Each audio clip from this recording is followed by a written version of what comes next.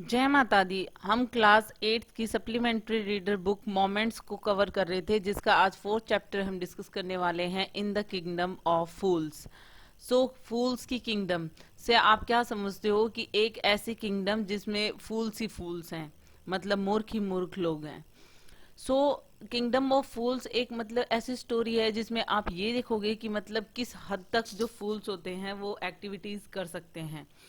इस चैप्टर में जो लोग हैं, किंगडम है, दैट मीन्स कि राज्य जो अ, पूरा फूल्स का जो राज्य है, इसमें जो फूल्स हैं वो क्या क्या हरकतें करते हैं। एक्चुअल में आपको ऐसा लगेगा कि आपने जो छोटे मोटे फूल्स तो देखे होंगे कि हाँ भाई हो जाती हैं, कई बार वैसे भी मिस्टेक्स हो जाती हैं और कई बार सच में कुछ लोग फुल्ली हरकत कर देते हैं, लेकिन इतनी लिमिट तक आपने जरूर नहीं देखी होगी जितनी लिमिट तक इस चैप्टर में है।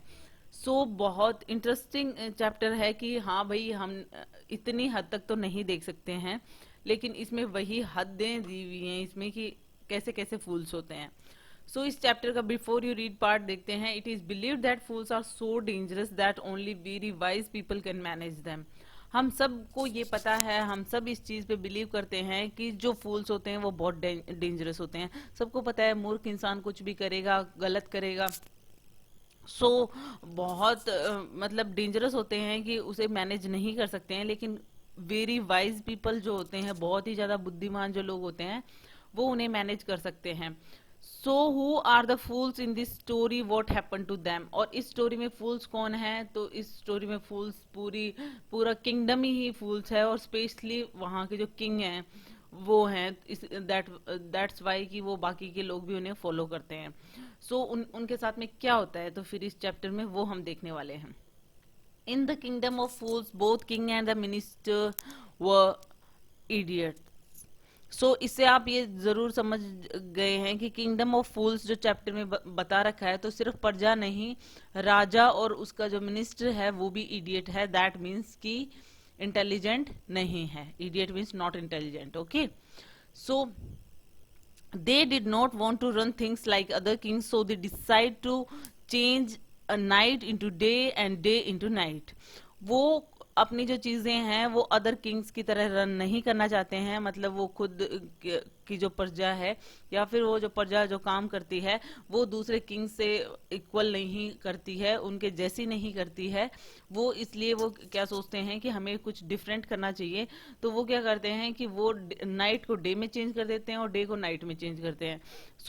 आप सोच रहे होंगे कैसे करते हैं। दैट मीन्स कि जो रात को काम करना चाहिए वो दिन में करेंगे, और जो दिन में करते हैं लोग काम काज, तो वो रात में करेंगे। दैट मीन्स कि वो दिन में सोएंगे, रात को लोग क्या करते हैं, सोते हैं।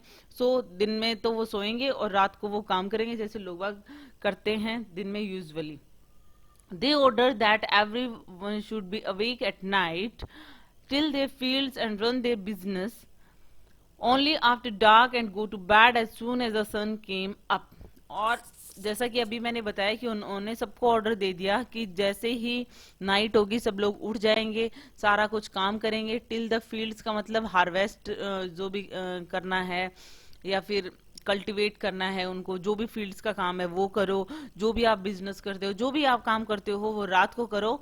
और जैसे ही as soon as the sun came up, और जैसे ही सूरज निकलेगा वैसे ही सबको सो जाना है। ओके, सो यहाँ पे नेक्स्ट हम देखते हैं, anyone who disobeyed would be punished with death. और अगर उनकी कोई बात नहीं मानेगा तो उसको डेथ पनिश किया जाएगा, मतलब उनको सजा मिलेगी मौत की। The people did as they were told for fear of death. जैसा कि किंग और उसके मिनिस्टर ने कहा वैसा ही लोगों ने किया, क्योंकि सबको मौत से डर लगता है। The king and the minister were dilated at the success of their project. लेकिन राजा और उनका जो मंत्री था वो काफी खुश थे। क्यों खुश थे? क्योंकि उनका जो प्रोजेक्ट था जैसा उन्होंने कहा था वैसा हो रहा था उनके राज्य में। मतलब ऐसा ही हो रहा था कि रात को लोग काम करते थे और दिन में सोते थे। One day a Guru and his disciple arrived in the city. अब एक दिन क्या होता है, गुरुजी जैसे सेंट होते हैं, साधु, और उनके जो शिष्य होता है वो सिटी में आते हैं दोनों। It was a beautiful city, it was broad daylight, but there was no one about. वो जो सिटी है वो काफी उनको ब्यूटीफुल लगती है, काफी सुंदर सिटी थी। लेकिन वो देख रहे हैं कि मतलब डे लाइट है, मतलब दिन निकला हुआ है, लेकिन कोई भी नहीं दिख रहा है।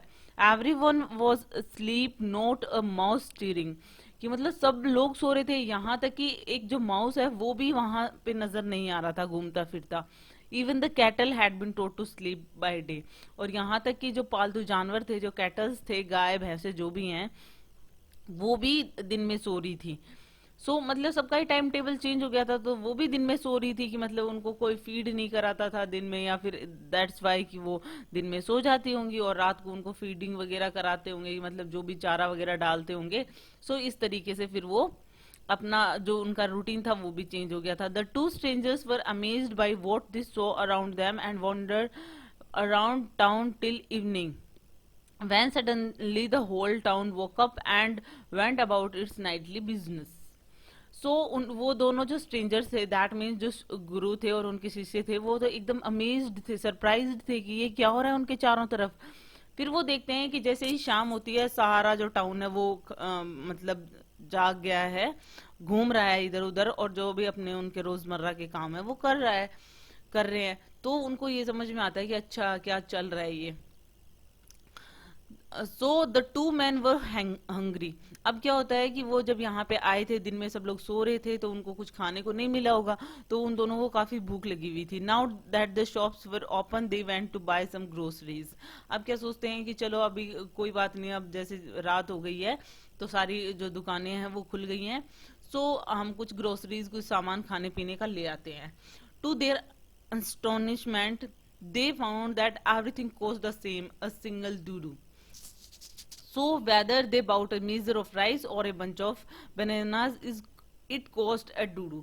दैट मीन्स कि उनका मतलब अचंबे का, सरप्राइज हो गए बिल्कुल, कि वो जब सामान खरीद रहे थे हर सामान का सेम प्राइस था। अ सिंगल डूडू, डूडू मतलब कि वो है कि जो होता है करेंसी नापने के लिए। तो ये जो स्टोरी है ये कन्नड़ है, तो कन्नड़ में बोलते होंगे, तो उसको मापने के लिए, करेंसी को मापने के लिए डूडू यहाँ पे वर्ड यूज किया गया है। ये कन्नड़ स्टोरी है ए के रामानुजन जी की, और दैट्स वाई ये वर्ड यूज किया गया है। तो कुछ भी सामान हो, चाहे राइस लो, बनानास लो, कुछ भी लो, वो जो उसका कॉस्ट है एक डूडू है। Okay, the guru and his disciple were dilated. वो गुरु और उसका जो शिष्य था वो एकदम से खुश हो जाते हैं कि ये क्या है, मतलब कुछ भी लो same price. They had never heard of anything like this. उन्होंने कभी सुना भी नहीं था कि ऐसा कुछ होता है दुनिया में, कि मतलब ऐसे भी लोग रहते हैं जो मतलब हर चीज की same price.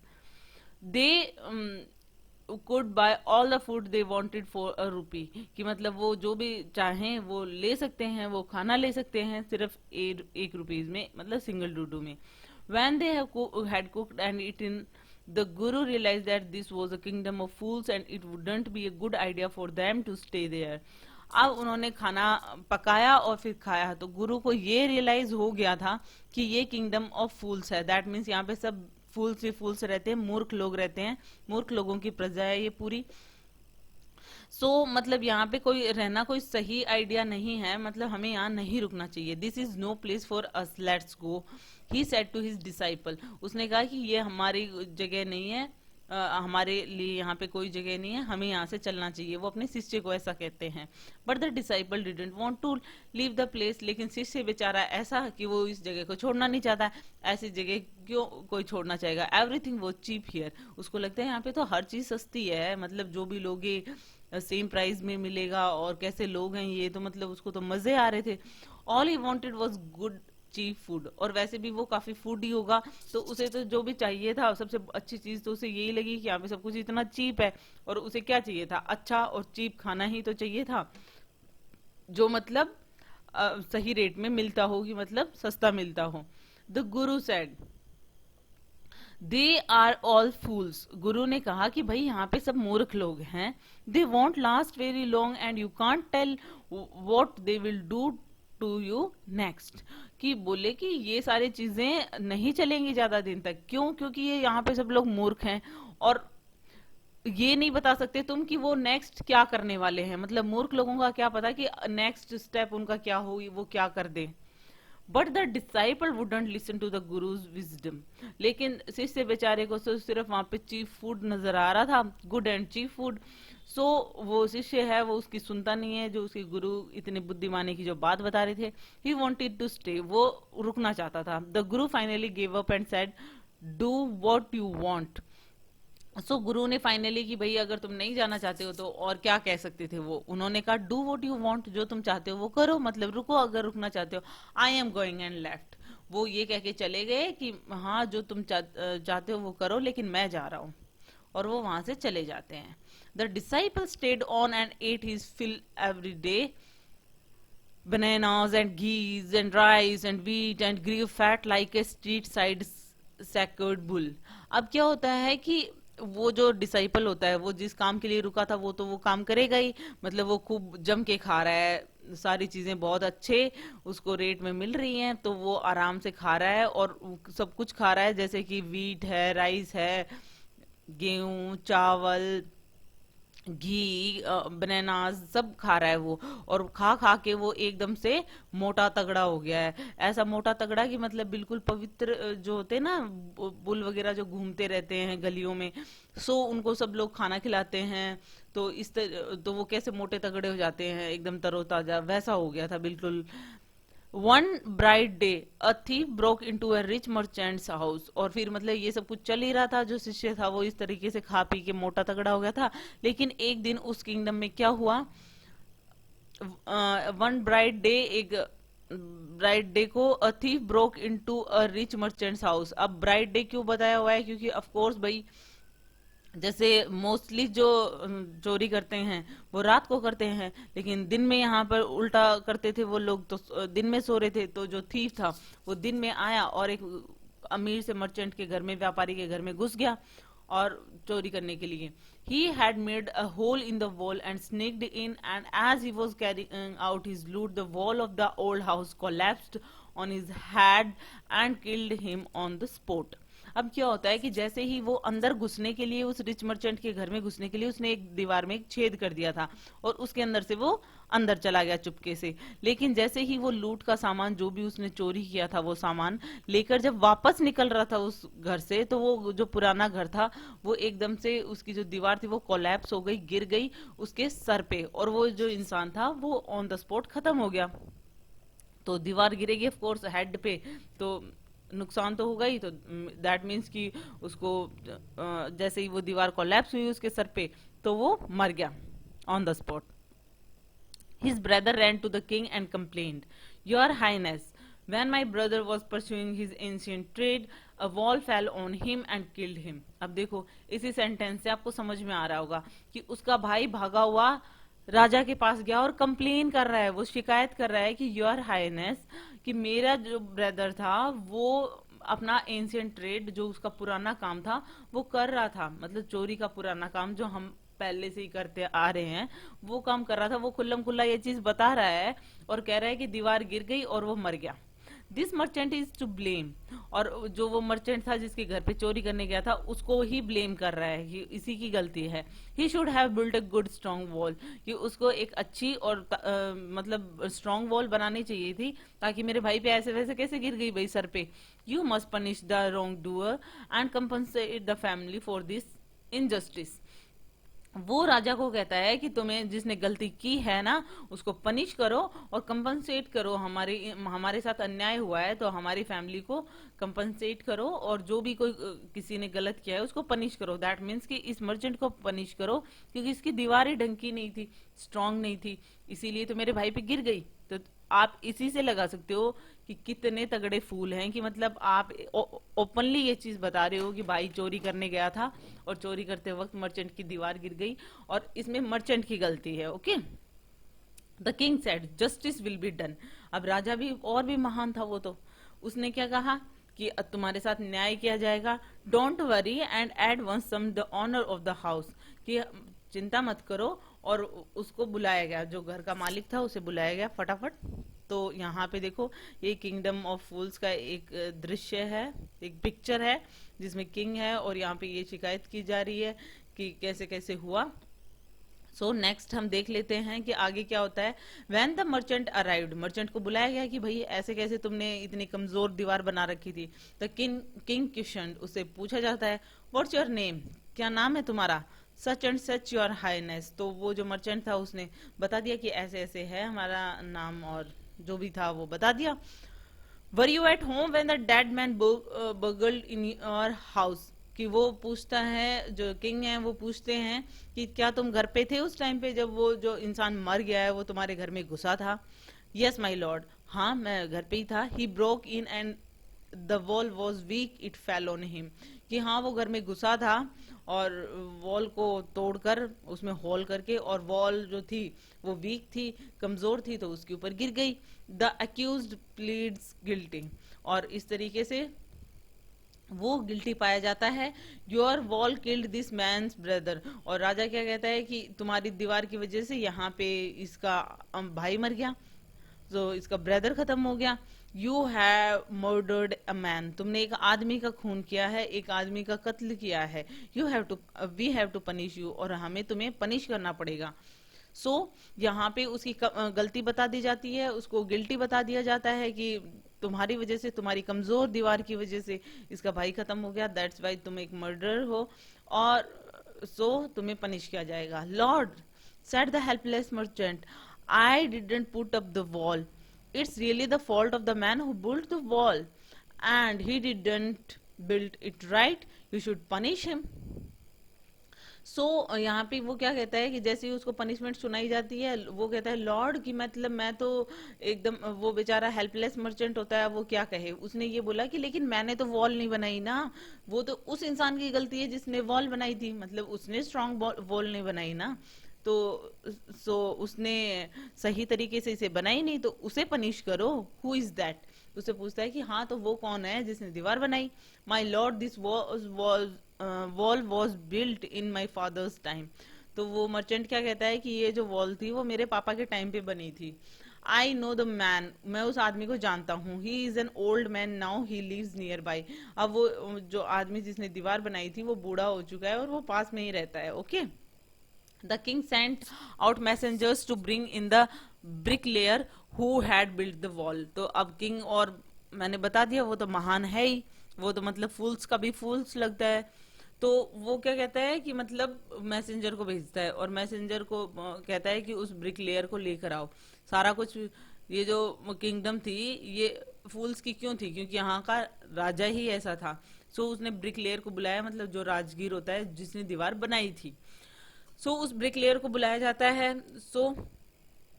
They brought him tied hands and foot, और उसे कैसे लेके आते हैं, हाथ पैर बांध के उसे उठा लाते हैं। You there, did you build this man's wall in his father's time, वो पूछते हैं कि हाँ अब बताओ कि तुमने इनकी दीवार बनाई थी इनके पापा के टाइम पे। Yes my lord I did, वो हाँ करता है कि वो कहता है हाँ मैंने बनाई थी इसके फादर के टाइम पे wall. What kind of wall is this that you build, it has fallen on a poor man and killed him, कि वो कैसी दीवार बनाई थी तुमने कि वो एक बेचारे इंसान के ऊपर गिर गई और उसे मार दिया, वो बेचारा था। फर्स्ट ऑफ ऑल यहाँ पे पुअर मैन बताया गया है उस थीफ को। You have murdered him, you have to punish you, we have to punish you by death, कि तुमने उसे मारा है, उसका कत्ल किया है, सो हम तुम्हें मौत की सजा देंगे, तुम्हें भी डेथ की सजा मिलेगी। Before the king could order the execution, the poor bricklayer pleaded, "Please listen to me before you give your orders." तो राजा जैसे ही उसके एग्जीक्यूशन के ऑर्डर देता है कि मतलब इसको मार डालो, उससे पहले ही बेचारा ब्रिकलेयर जो है वो दया की भीख मांगता है, और क्या कहता है कि सबसे पहले तो मेरे ऑर्डर्स देने से पहले मेरी बात तो सुन लो आप। It's true I build that wall but it was no good, but that was because my mind was not on it. वो कहता है हाँ ये सच है कि दीवार मैंने बनाई है, ये भी सच है कि वो सही नहीं है, वो सही नहीं बनी थी, लेकिन वो सब मेरी वजह से नहीं हुआ है, वो मतलब इसलिए हुआ है क्योंकि मेरा माइंड वहां पे नहीं था। क्यों नहीं था? I remember very well a dancing girl who was going up and down that street all day with her anklets jingling, and I couldn't keep my eye or my mind on the wall I was building. सुन रहे हो अब ये कितनी interesting lines लिखी हुई है कि हाँ मैंने वो दीवार बनाई थी, वो सही नहीं बनी, लेकिन वो मेरी वजह से मतलब इसलिए नहीं बनी क्योंकि मेरा माइंड वहां पे नहीं था। माइंड क्यों नहीं था? क्योंकि मुझे याद है उस टाइम पे एक डांसिंग गर्ल थी जो कि उस गली में आ जा रही थी, बार बार पूरे दिन आ जा रही थी, वो मतलब बार बार चक्कर लगा रही थी, और उसने पायल पहन रखे थे, वो बज रही थी। इस वजह से मेरा जो आंखें थी, मेरा जो दिमाग था ना, वो बिल्डिंग में ना लग के उसके ऊपर मेरा ध्यान था। You must get that dancing girl, और तुम उस डांसिंग गर्ल को लेकर आओ। I know where she lives, और मैं जानता हूँ वो कहाँ रहती है। So you are right, the case depends. अब क्या होता है कि हाँ भाई तुम सही कह रहे हो, अब केस और भी ज्यादा गहरा होता जा रहा है। अब राजा जो कह रहे हैं हाँ तुम बिल्कुल सही कह रहे हो, we must look into it, हमें इसके अंदर मतलब ध्यान से देखना चाहिए, ये जो केस है इसको ध्यान से सॉल्व करना चाहिए। It is not easy to जज सच कॉम्प्लिकेटेड केसेस, और ऐसे कॉम्प्लिकेटेड केसेस को जज करना कोई इजी काम नहीं है, बहुत डिफिकल्ट है, और है ही डिफिकल्ट। देखो कितना डिफिकल्ट हो रहा है, ये पहले मर्चेंट को बुलाया, फिर उसको ब्रिक लेयर को बुलाया, अब यहाँ पे उस डांसिंग गर्ल को बुलाने की तैयारी हो रही है। Let's get that dancer wherever she is, कि उसको डांसर को बुलाओ जहां पे भी वो है, फटाफट बुलाओ उसे। The dancing girl now an old woman came trembling to the court. जो डांसिंग गर्ल थी उस टाइम पे गर्ल थी, वो अब ओल्ड वुमेन हो गई है, बूढ़ी औरत, बेचारी कांपती हुई सी कोर्ट में आई। Did you walk up and down that street many years ago while this poor man was building a wall, did you see him? तो वो आते ही वो क्या पूछते हैं कि क्या तुम बहुत साल पहले गली में से इस तरीके से आ जा रही थी क्या, बार बार चक्कर लगा रही थी क्या, कभी जा रही कभी आ रही, जब ये बेचारा आदमी दीवार बना रहा था, तो तब इसको देखा था तुमने? Yes my lord, I remember it very well. तो वो क्या कहती है, हाँ मतलब ये मुझे याद है कि मैं चक्कर लगा रही थी वहां से, ये दीवार बना रहा था। So you did walk up and down with your anklets jingling, you were young and you distracted him, so he built a bad wall. सो उसको किस तरीके से गिल्टी बताया जा रहा है कि हाँ तुम गली से बार बार चक्कर लगा रही थी और तुम्हारी पायल जो थी वो आवाज कर रही थी, सो तुम जवान भी थी, तो इस बंदे को मतलब इस ब्रिक लेयर को तुमने डिस्ट्रैक्ट किया, और इस वजह से इसने बैड वॉल बना दी, मतलब दीवार सही नहीं बनी थी, प्रॉपर तरीके से नहीं बनी थी। It has fallen on poor burglar and killed him, ये बेचारे चोर के ऊपर गिर गई और उसे मार डाला। You have killed an innocent man, तुमने एक बेचारे इनोसेंट से इंसान को मारा है। You will have to be punished, और तुम्हें पनिश किया जाएगा। अब देख रहे हो कि मतलब किस तरीके से उसे मतलब गिल्टी करार दिया जा रहा है। She thought for a minute and said my lord wait. अब वो थोड़ी देर 1 मिनट के लिए सोचती है, फिर कहती है कि माई लॉर्ड, किंग को कहती है वेट करो थोड़ा। I know now why I was walking up and down that street, कि मेरे को, हाँ आई नो, कि अब मेरे को याद आ गया है, मैं जानती हूँ मैं क्यों उस दिन चक्कर लगा रही थी स्ट्रीट के, वो भी मेरा फॉल्ट नहीं था। I had given some gold to the goldsmith to make some jewellery for me, क्योंकि मैं किसी गोल्ड स्मिथ को मतलब सुनार को जो मतलब ज्वेलरी बनाता है उसको गोल्ड देकर आई थी कुछ ज्वेलरी बनाने के लिए, मेरे लिए कुछ ज्वेलरी बनवानी थी मुझे। ही वॉज ए लेजी स्काउंडर, और वो मतलब काफी सुस्त था, मतलब ये कह सकते हो कि आलसी था वो। So he made so many excuses, said he would give it now and he would give it then and so on all day. So वो इतना मतलब आलसी था कि वो हर बार मैं जब जा रही थी वो एक्सक्यूजेस बना रहा था कि मैं तुम्हें तब दे दूंगा, मैं तुम्हें थोड़ी देर में दे दूंगा, मैं तुम्हें अभी दे दूंगा तुम्हारी ज्वेलरी बनाकर। तो सो पूरे दिन यही चलता रहा कि मतलब थोड़ी देर में बना दूंगा ज्वेलरी ज्वेलरी, फिर थोड़ी देर में बना दूंगा, इस तरीके से मतलब उसने काफी उसको बेवकूफ बनाया। दैट्स वाई कि वो चक्कर लगा रही थी पूरे दिन। He made me walk up and down to the house a dozen times, और इस वजह से मैं मतलब अपने घर के कम से कम भी 1 दर्जन बार, मतलब 12 होते हैं डजन में, तो मतलब इतनी 10-12 बार मैंने चक्कर लगा दिए अपने घर के। That was when this brick layer show मी, और उस वजह से ही मैं उस दिन चक्कर लगा रही थी, तब इस ब्रिक लेयर ने मुझे देखा। It's not my fault my lord, it's the damned goldsmith's fault. वो क्या कहती है कि मतलब ये मेरा फॉल्ट नहीं है, मेरी गलती नहीं है कि मैं वहां से चक्कर लगा रही थी। वो इतना लेजी था, वो मुझे बार बार कह रहा था कि मतलब मैं तब ज्वेलरी दे दूंगा, मैं तब ज्वेलरी दे दूंगा। सो उसकी गलती है, गोल्ड स्मिथ की उस सुनार का फॉल्ट है, तो उसे पकड़ के लेकर आओ। Poor things is absolutely right.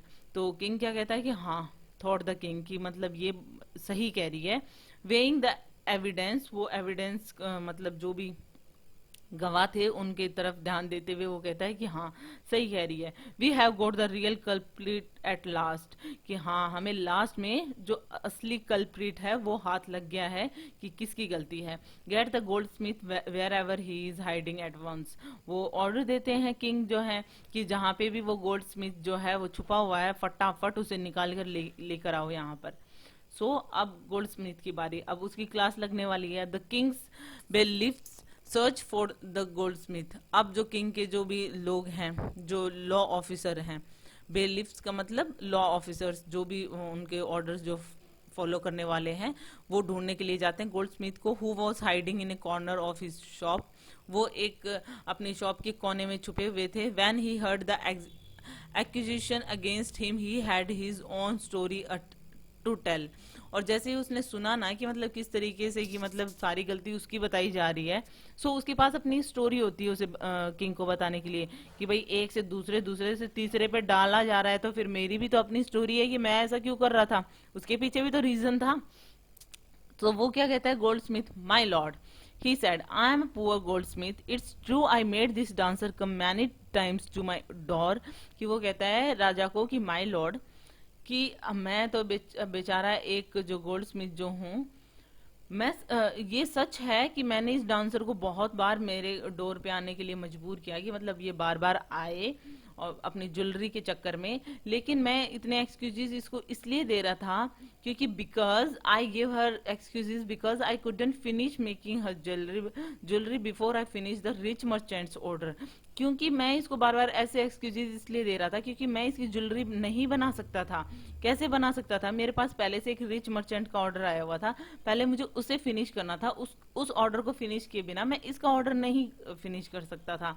They had a wedding coming and they wouldn't wait, क्योंकि उनकी घर में शादी थी, तो शादी का ऑर्डर आया हुआ था ज्वेलरी का। वो जो रिच मर्चेंट था उसने वेडिंग के लिए मेरे को ऑर्डर दे रखा था और वो वेट नहीं कर सकता था। You know how impatient rich man वो आर, सॉरी, और तुम जानते हो कि जो रिच लोग जो होते हैं वो कितने इम्पेशेंट होते हैं, कि मतलब बिल्कुल भी सब्र नहीं होता है उनके अंदर। अब मेरी क्या गलती है उसमें। Who is this rich merchant who kept you from finishing this poor woman's jewellery, made her walk up and down, which distracted this bricklayer, which made a mash on his wall.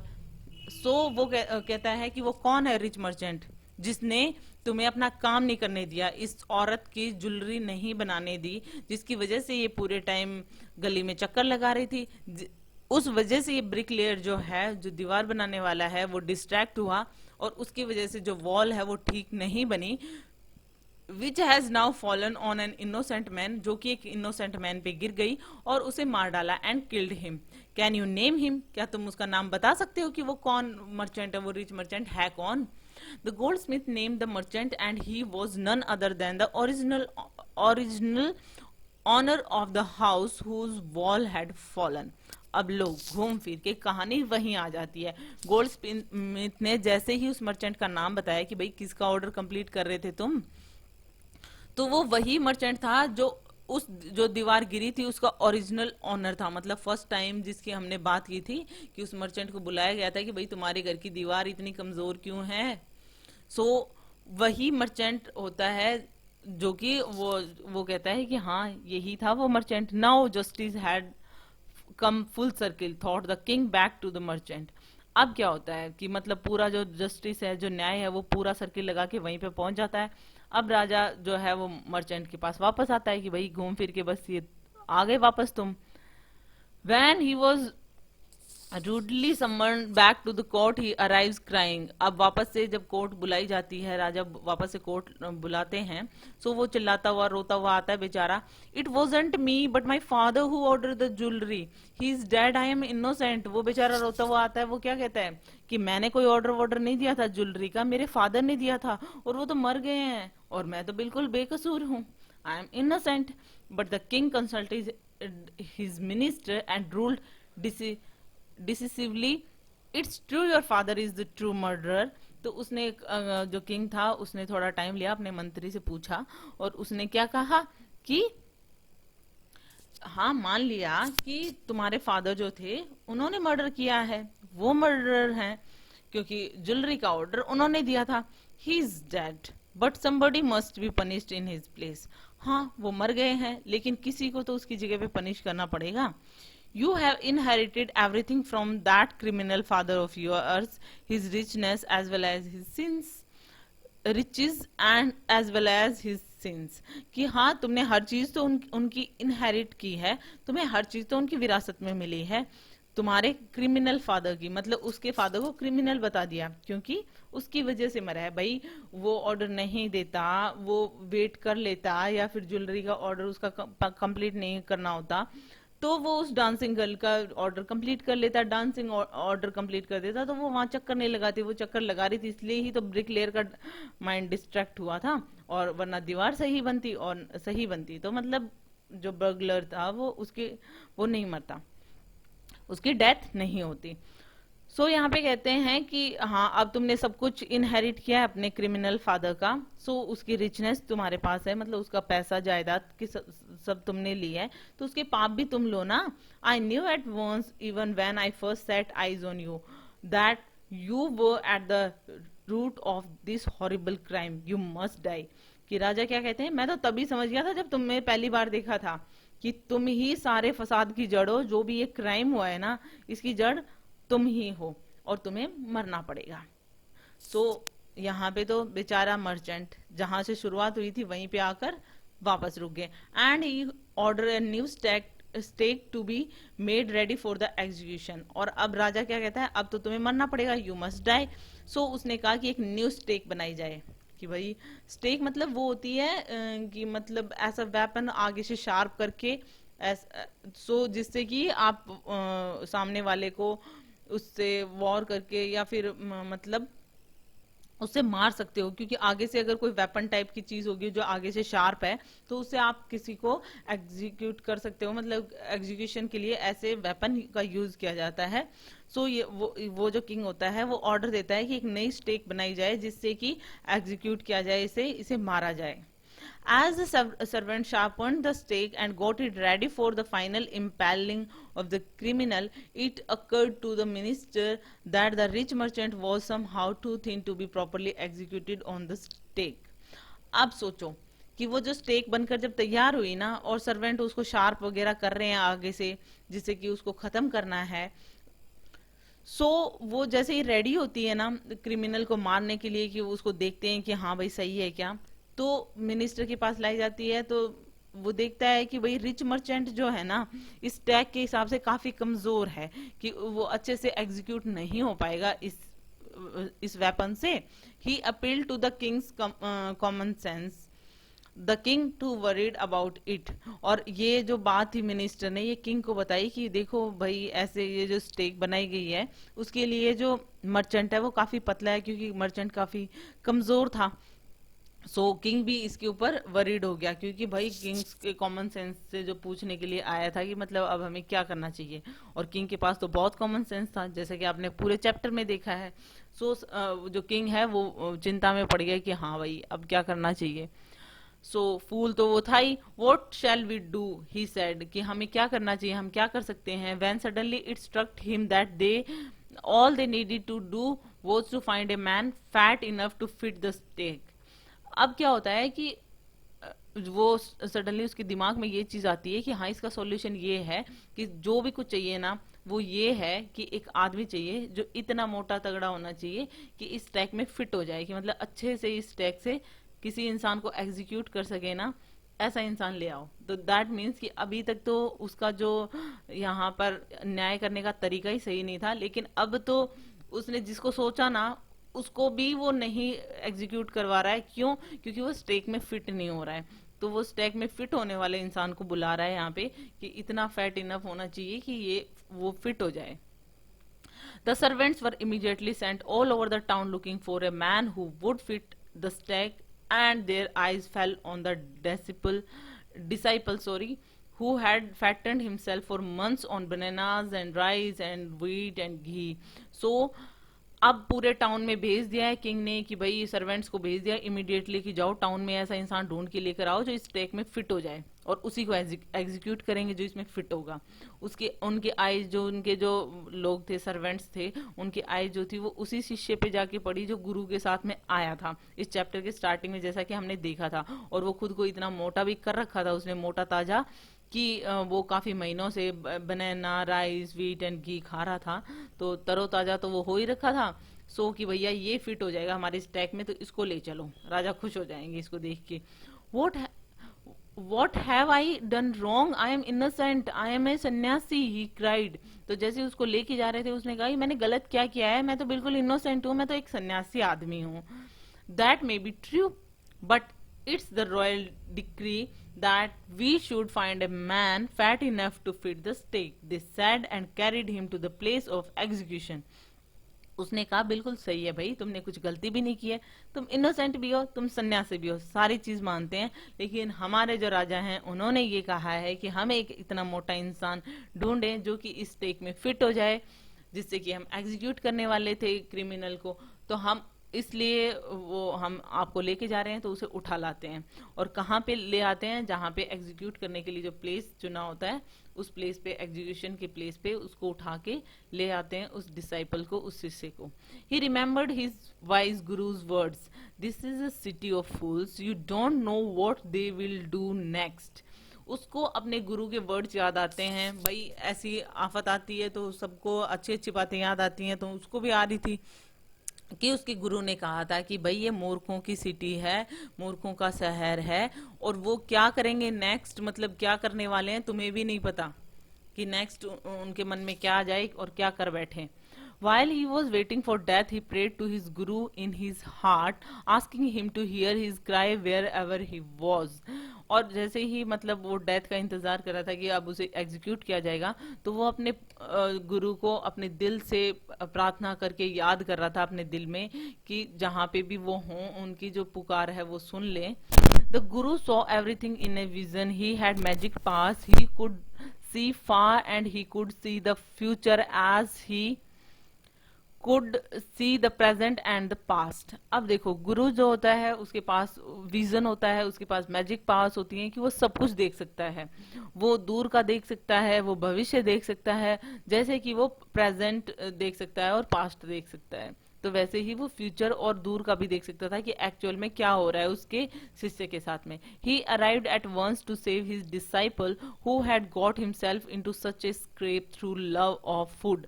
और वो फटाफट वहां पे पहुंच जाता है अपने शिष्य के पास में जो कि इस तरीके की जो आफत में फंसा हुआ था, वो because of love of food की, उसकी इतने खाने की, इतना सस्ता खाना खाने की जो चाहत थी ना, उसकी वजह से ही तो वो फंसा हुआ था ऐसी कंडीशन में, तो वो उसके पास में फटाफट पहुंच जाता है। As soon as he arrived, he scolded the disciple and told him something in a whisper. अब क्या होता है कि जैसे ही वो पहुंचता है पहले तो अपने शिष्य को डांटता फटकारता है, ऑफ कोर्स भाई क्या जरूरत थी तुम्हें ऐसा चीप फूड की, और फिर कुछ उसके कान में धीरे से कुछ फुसफुसाता है कि मतलब धीरे से कुछ कहता है।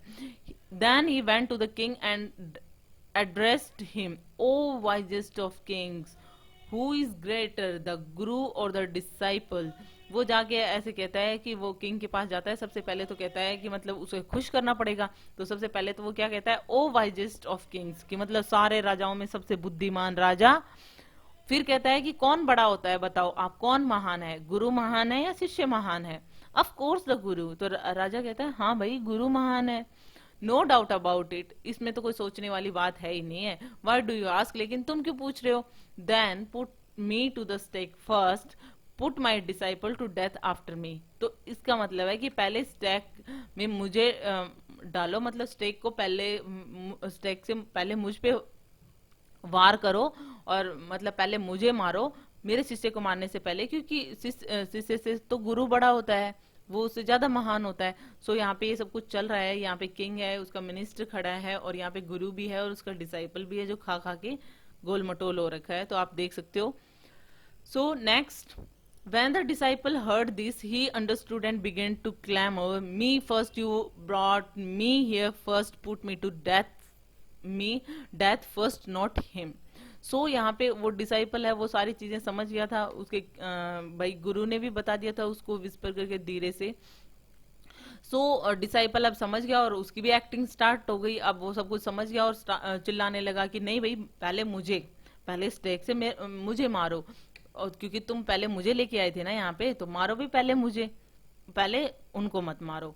The guru and the disciple now got into a fight about who should go first, और दोनों आपस में लड़ाई करने लग गए, जैसे मूवी के सीन होते हैं ना, नहीं पहले मैं मरूंगा, नहीं पहले मैं मरूंगा, लाइक दिस, कि वो गुरु और डिसाइपल में भी ऐसे ही हो रहा था कि गुरु और शिष्य भी ऐसे कर रहे हैं, आपस में फाइटिंग स्टार्ट हो गई कि हाँ मैं पहले मरूंगा, मैं पहले मरूंगा। The king was puzzled by this behaviour, और किंग काफी पजल्ड हो गई कि ये क्या हो रहा है भाई, मरने के लिए इतने उतावले क्यों हुए जा रहे हो। He asked the guru, why do you want to die, वो गुरु से पूछते कि तुम मरना क्यों चाहते हो।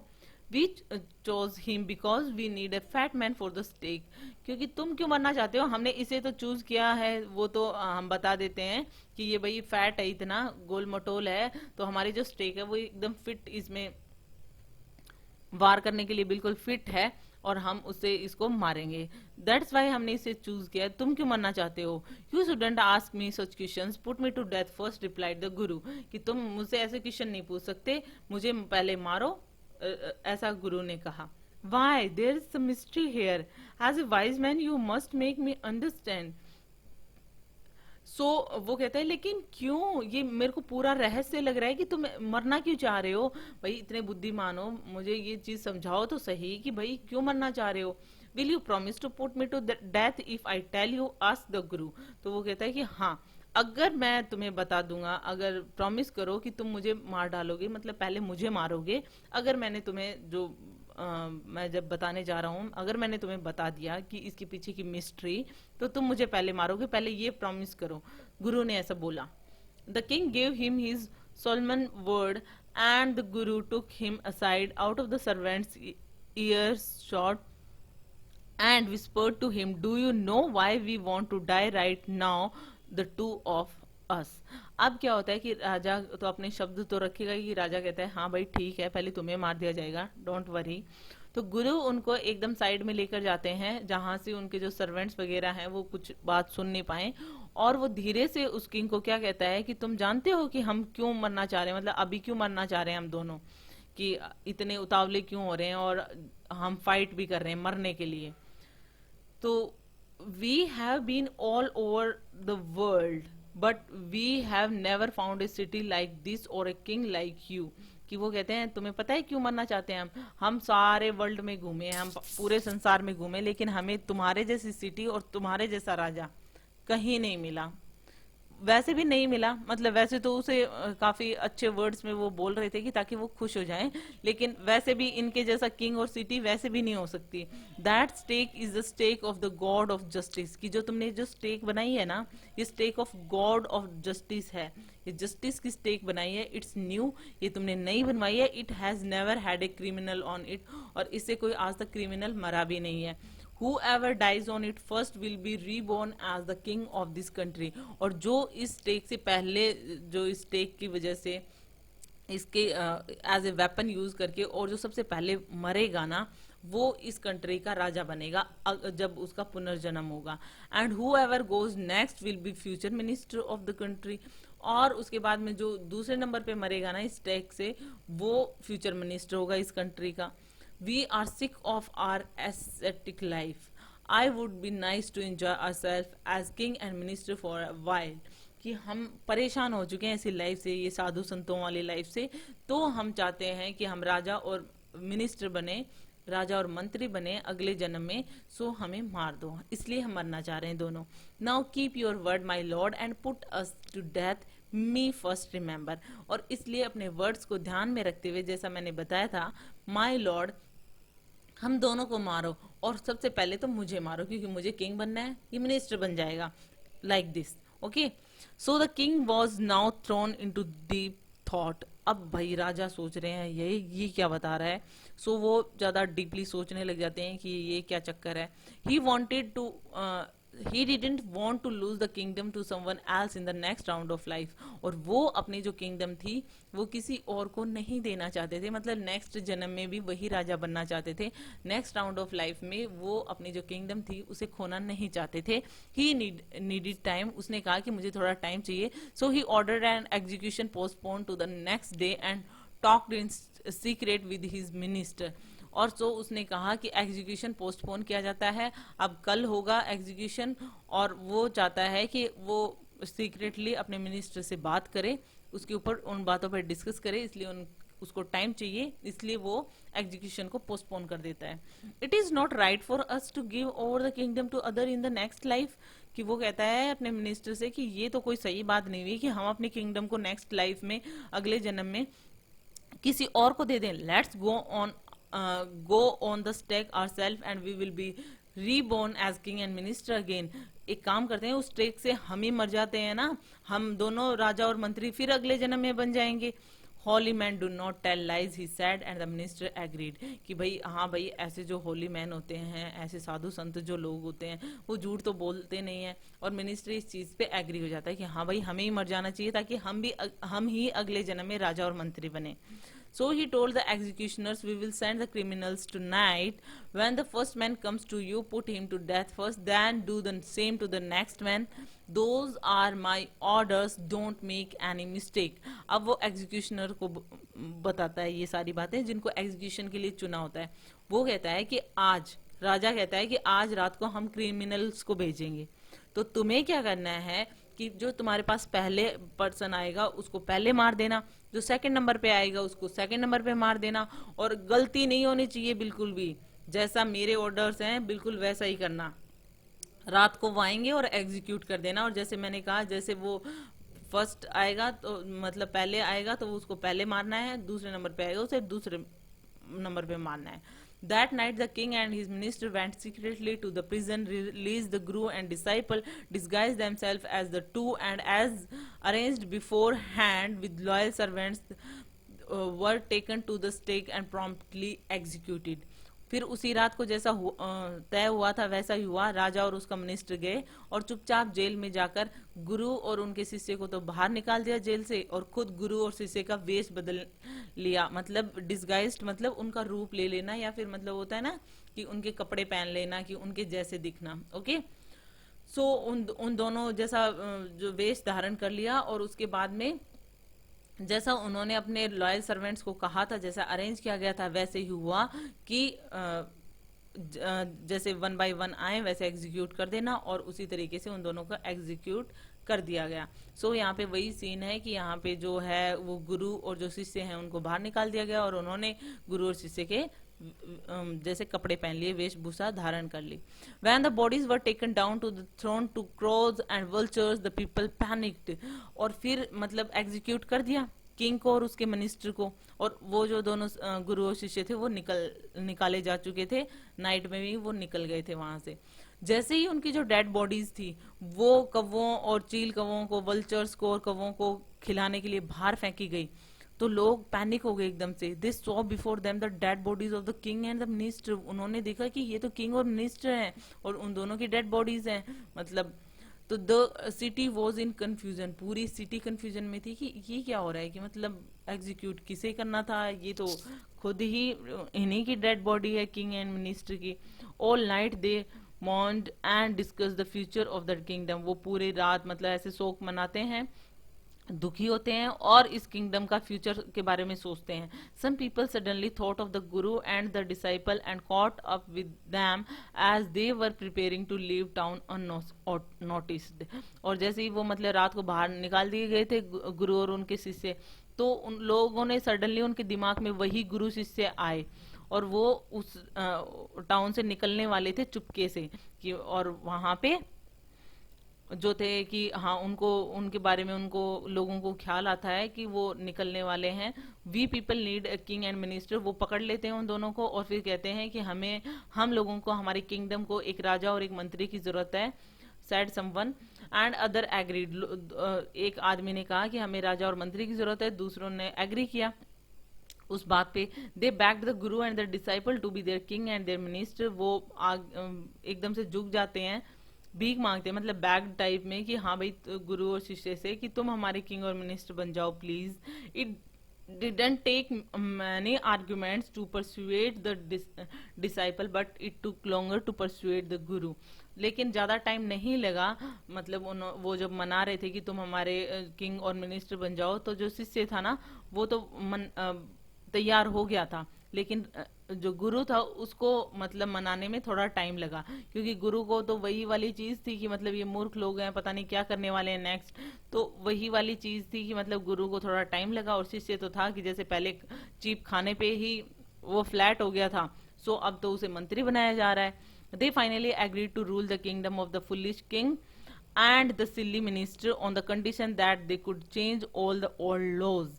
तो वो एग्री हो गए, सिर्फ इस चीज पे एग्री हुए थे कि वो इस फुलिश किंग जो था उसके किंगडम का के अब नए मंत्री और राजा बनेंगे, लेकिन एक कंडीशन पे कि वो उनके जो पुराने लॉज हैं वो चेंज कर सकते हैं, मतलब वो सारे लॉज जो हैं वो चेंज करेंगे अब। From then on night would again be night and day would again be day and you could get nothing for a duddu, it became like any other place. और उसके बाद में वो जैसा कि उन्होंने कहा था कि एक ही कंडीशन पे हम राजा और मंत्री बनेंगे कि हम कंडीशंस को चेंज कर सकें, तो उन्होंने कंडीशंस को कैसे चेंज किया, उसके बाद में रात को वापस से रात बना दिया गया, दिन को अगेन दिन बना दिया गया। दैट मीन्स कि रात को लोग सोते हैं तो वहां पे भी सोएंगे ही, दिन में काम होता है तो वहां के लोग भी दिन में ही काम करेंगे, और कुछ भी उनको एक डूडू में कुछ भी नहीं मिलेगा। दैट मीन्स कि सारी चीजें सेम प्राइस की नहीं होंगी, जैसा कि अदर प्लेसेस पे होता है वैसा ही होगा। तुम ऐसा नहीं है कि सब कुछ आप एक डूडू में खरीद सकते हो। सो वो जो किंगडम थी जो कि फुलिश किंग की थी, वो यहाँ पे बिल्कुल चेंज हो गई है because of Guru and his disciple. और ये जो स्टोरी थी इसमें आप देखा कि किस हद तक वो पागल थे जो किंग थे और मिनिस्टर थे, और उसने पूरी किंगडम को भी इस तरीके से कर रखा था। So it is all about it. ये एक बहुत ही अच्छी कन्नड़ फोक टेल थी कि जो ए.के. रामानुजन की फोक टेल्स फ्रॉम इंडिया से ली गई थी। So hope you like it. If you like it, please hit the thumbs up button. Please subscribe the channel. Put your views and suggestion in comment section. So thank you.